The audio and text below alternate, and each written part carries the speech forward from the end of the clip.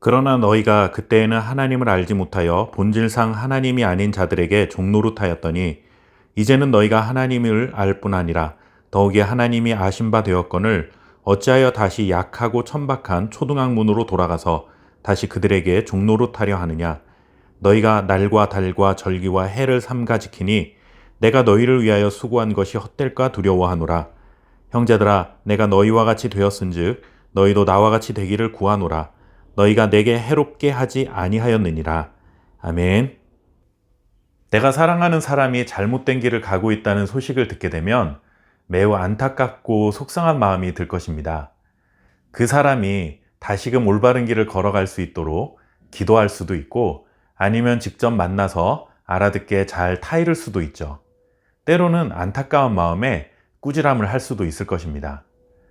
하나님을 알지 못한 채 죄와 사망의 그늘에서 종노릇하던 자들이었던 갈라디아 사람들은 바울이 전한 복음을 통해 하나님을 알고 하나님을 믿는 하나님의 자녀가 되었습니다. 그리고 하나님 나라를 유업으로 이을 상속자로서의 권한을 갖게 되었습니다.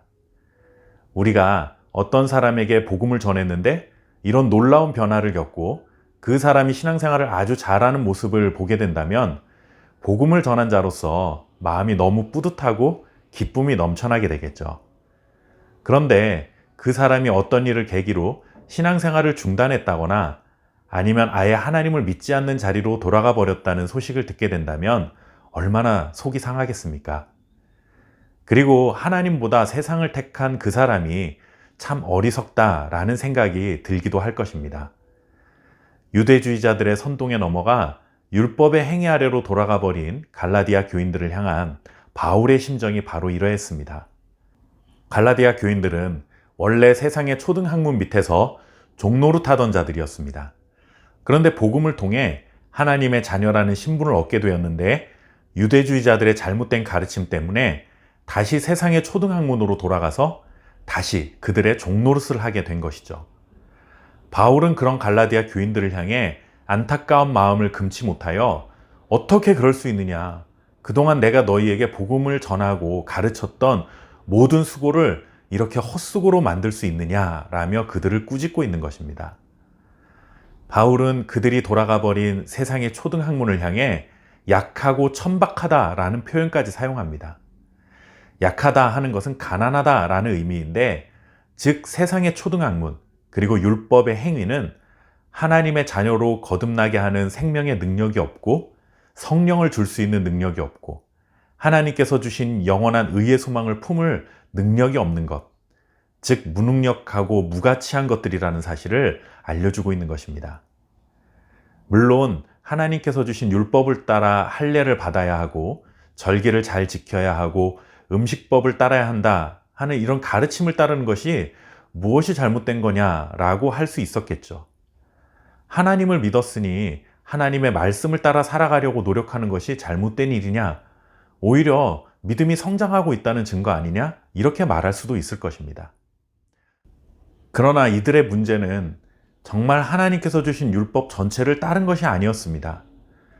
오직 그들은 겉으로 보기에 아브라함의 후손임을 나타내고 자랑할 수 있는 몇 가지 외적인 증거만 강조하면서 그것만 있으면 된다고 가르치고 하나님을 사랑하고 이웃을 내 몸과 같이 사랑하라는 율법의 가장 근본 정신에 대해서는 무관심했던 것이죠.